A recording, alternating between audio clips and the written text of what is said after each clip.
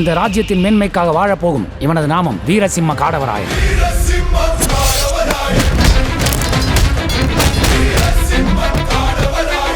அனைத்து இந்திய அண்ணா திராவிட முன்னேற்ற கழகத்தினுடைய நிறுவன தலைவர் இதய தேவ புரட்சி தலைவர் எம்ஜிஆர் உடைய பிறந்த நன்னாள் இன்று.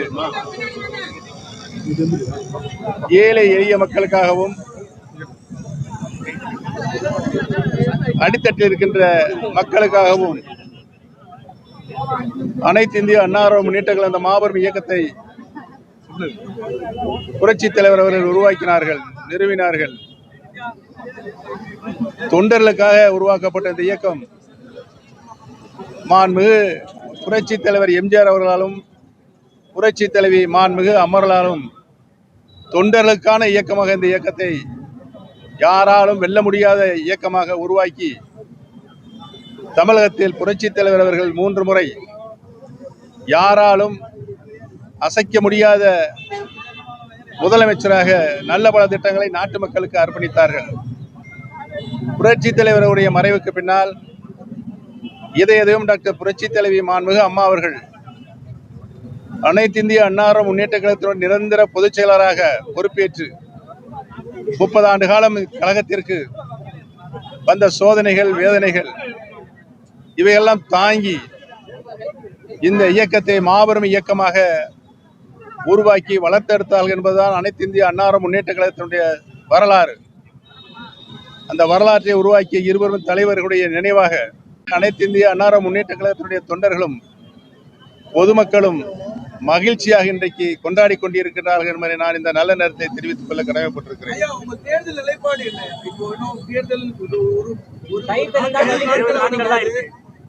நிலைப்பாடு என்ன? பொங்கல் கடந்துட்டோம், பிரதமர் 23ஆம் தேதி தேசிய ஜனநாயக கூட்டணி கூட்டத்துக்காக வராங்க. இப்படியான சூழ்நிலை உங்களுடைய தேர்தல் நிலைப்பாடு என்ன? எங்களுடைய தேர்தல் நிலைப்பாடு யாருடன் கூட்டணி என்பதை இன்னும் சில தினங்களில் நான் முறையாக அறிவிப்பேன், உங்களை அழைத்து அறிவிப்பேன்.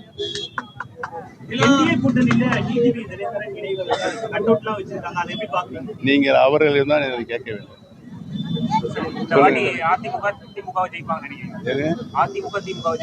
அது மக்கள் எண்ணத்தின்படி யார் வெற்றி பெறுவார் என்ற நிலை உருவாகும் என்பதை தெரிவித்துக் கொள்கிறேன். பிரதமர் பங்கேற்கக்கூடிய பொதுக்கூட்டத்துக்கு உங்களுக்கு அழைப்பு வந்துதா?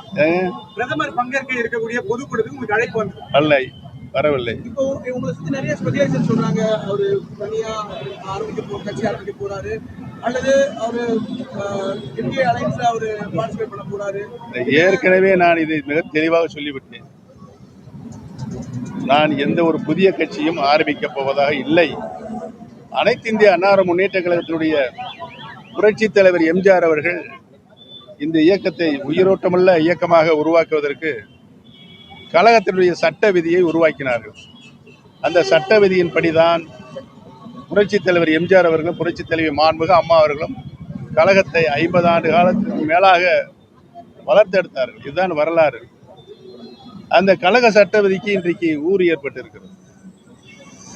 கழக சட்ட விதிகளை சில அவர் உருவாக்கிய கழக சட்ட விதியை சில திருத்தங்களோ உருவாக்குவதற்கு வழிவகுத்திருந்தார்கள். ஆனால் ஒரே ஒரு விதியை மட்டும், அந்த விதியை ரத்து செய்யவோ திருத்தம் செய்யவோ கூடாது என்று கழகத்தினுடைய சட்ட விதியிலே குறிப்பிட்டிருக்கிறார்கள்.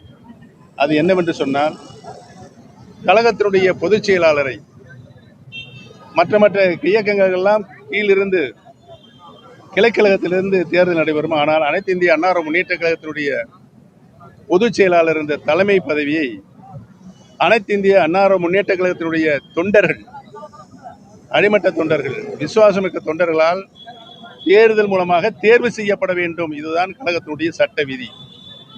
அந்த சட்ட விதிப்படிதான் இந்த சட்ட விதியை மட்டும் யாராலும் திருத்தம் செய்யவோ ரத்து செய்யவோ கூடாது என்று அந்த சரத்தில் சேர்த்திருக்கிறார். ஆனால் இன்றைக்கு நிலைமை, அந்த கழக சட்ட விதியை திருத்தம் செய்திருக்கிறார்கள். ஒரு சாதாரண தொண்டன் கூட கழகத்தினுடைய பொதுச் செயலராக போட்டியிடுவதற்கு மனு தாக்கல் செய்யலாம். அதுதான் 55 ஆண்டுகால வரலாறு.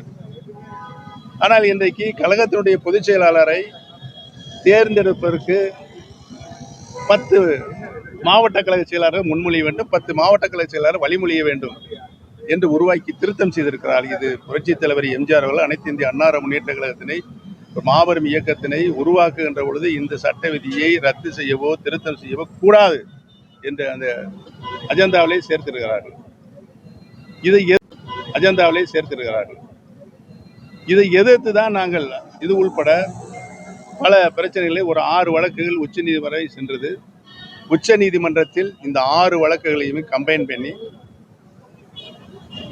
தமிழகத்தில் இருக்கின்ற உயர்நீதிமன்றத்தினுடைய சிவில் சூட்டில் நீங்கள் அங்கே சென்று இதற்கு விடுகாலம் தேடலாம் என்று பணித்திருக்கிறார்கள்.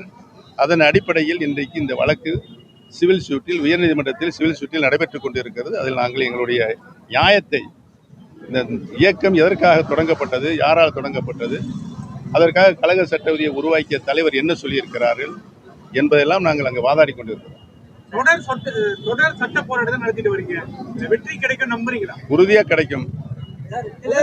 அப்படித்தான் புரட்சி தலைவர் எம்ஜிஆரும் புரட்சி தலைவர் மாண்புமிகு இந்த கழக சட்ட விதியின்படி தான் 50 ஆண்டு காலம் இந்த இயக்கத்தை உருவாக்கி வளர்த்தெடுத்தார்கள். யாராலும் வெல்ல முடியாத இயக்கமாக இந்த இயக்கத்தை உருவாக்கினார்கள். இடையில் பொதுச் செயலாளரை தேர்வதற்கு நான் ஏற்கனவே சொன்னது போல பல பிரச்சனைகள் இங்கே உருவாகியிருக்கு. இந்த பிரச்சனை எல்லாம் இருக்கக்கூடாது. அது மாண்புமிகு புரட்சி தலைவர் எம்ஜிஆர் அவர்கள் கழகத்தினுடைய தொண்டர்களுக்கு வாக்கப்பட்ட ஒரு உரிமை, அடிப்படை உரிமை. இந்த இயக்கத்தினுடைய உயிர் நாடியாக இரத்த நாளங்களாக இருப்பவர்கள் அந்த தொண்டர்கள். அந்த தொண்டர்களுக்கு பொதுச் செயலாளரை தேர்ந்தெடுக்கின்ற உரிமையை புரட்சி தலைவர் வழங்கியிருக்கிறார்கள். இதை பறிப்பதற்கு யாருக்கும் உரிமை கிடையாது என்பதை தெரிவித்துக் கொள்கிறேன்.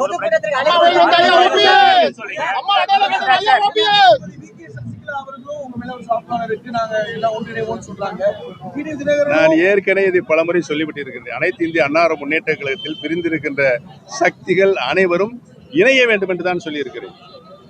அனைவரும் இணைந்து புரட்சி தலைவர் எவ்வாறு இந்த இயக்கத்தை வழிநடத்தினாரோ, புரட்சி தலைவர் மாண்புமிகு அம்மா இந்த இயக்கத்தை எப்படி வழிநடத்தினார்களோ அதை போல் நாம் வழிநடத்த வேண்டும்.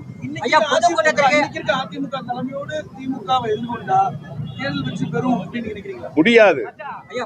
அவர் இன்றைக்கு இருக்கின்ற அதிமுக தலைமை என்று நான் சொல்ல மாட்டேன். வழக்கு நீதிமன்றத்தில் இருக்கிறது.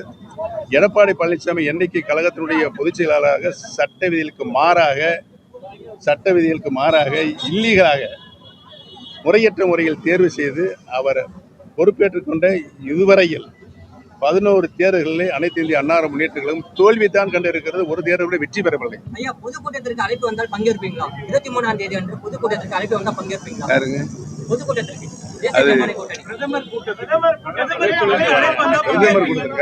இதுவரை வரவில்லை. வந்தால் பங்கேற்பீங்களா? நீங்க ஏசியத்துக்குலாம் நான் பதில் சொல்ல முடியும். சரி, அதிமுக இவ்வளவு பிரச்சனை இருக்குன்னு சொல்றீங்க. 26 தேர்தலில் வெற்றி பெறும். பிரச்சனை இல்லைங்க. தலைவர் அம்மாவும் நீட்டா அந்த கட்சி நடத்தி போயிட்டு இருந்தாங்க. இவங்களுக்கு பிரச்சனைகளை உருவாக்கி இருக்கிறாங்க.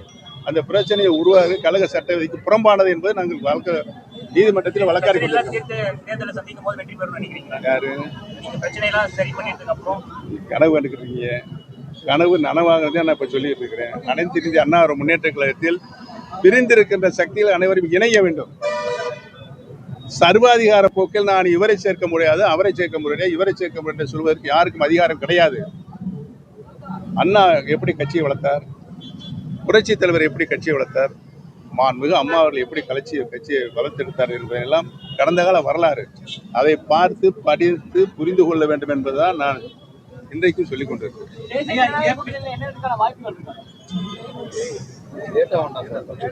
சொல்லியாச்சு. யூகங்களுக்கெல்லாம் நான் பதில் சொல்ல முடியாது.